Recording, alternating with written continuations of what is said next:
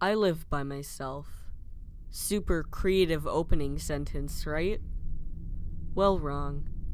In my mind, that takes away the interest factor from someone reading this.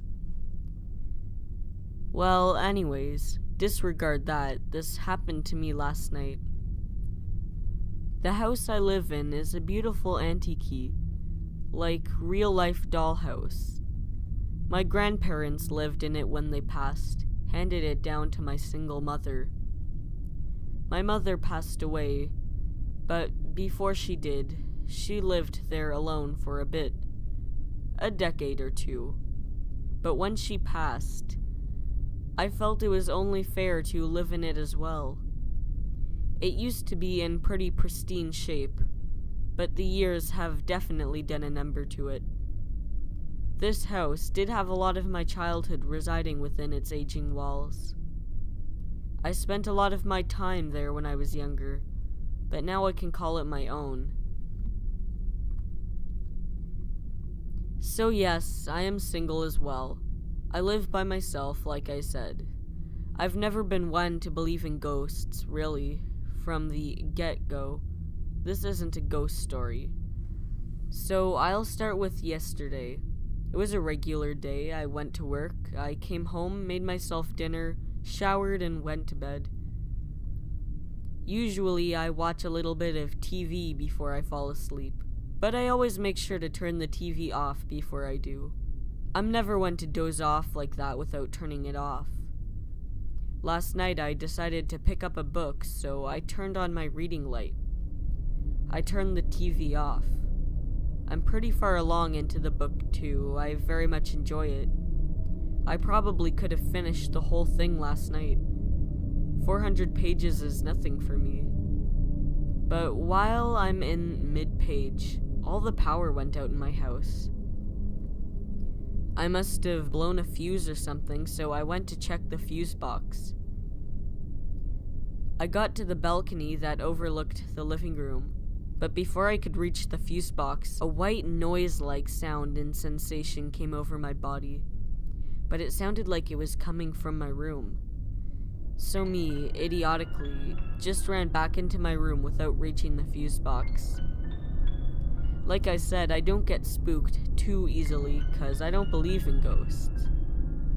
But when I reached my room, there were no lights on, but my TV was on.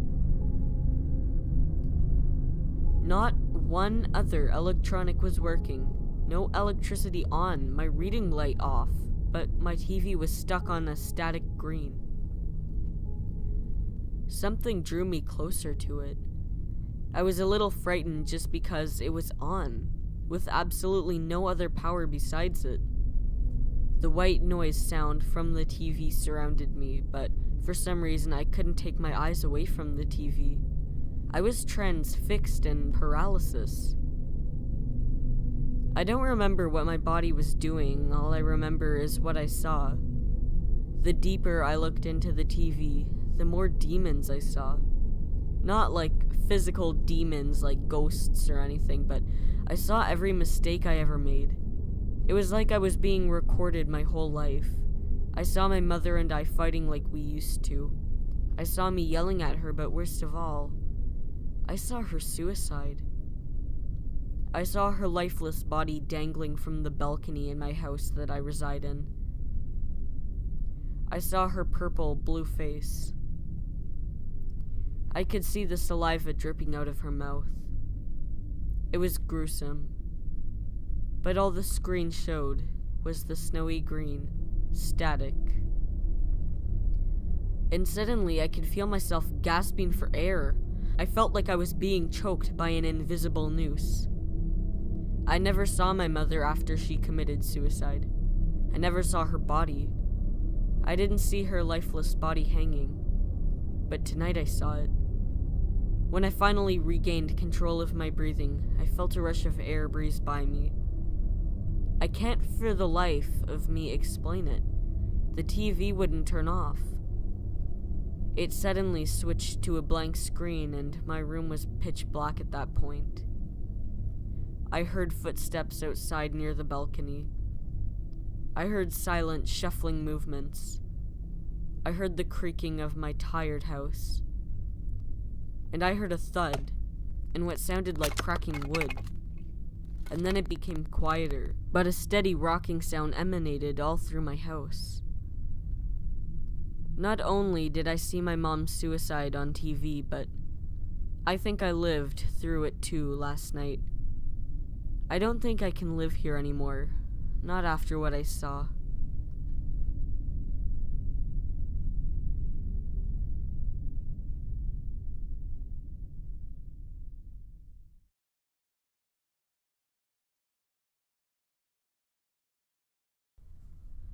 For the past 3 years or so, I've worked as an overnight security guard at a mall.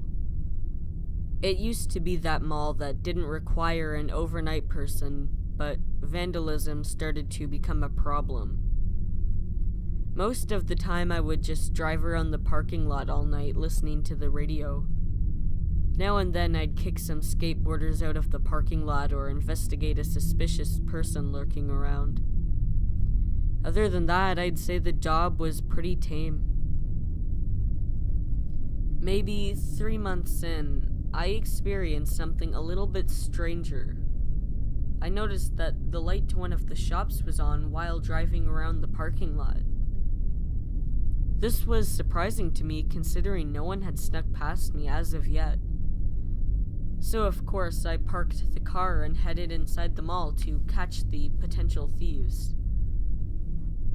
As I approached the shop, I didn't hear the sound of anyone rummaging through the inventory. Sure enough, the shop was empty. As a matter of fact, even the security gate was still down. Only the shop owners had access to the security gates, so I couldn't really do anything about the light being on.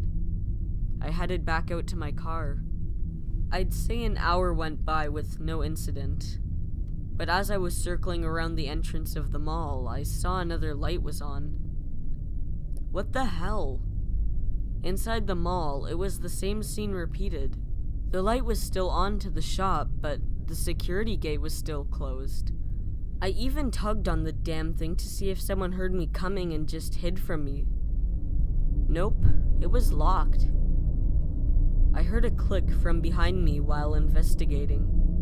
The previous light was no longer on. Maybe it was my mind playing tricks on me, but I swear I saw someone run behind the counter and hide. I shined my flashlight into the shop and scanned the area. Nothing that I could see.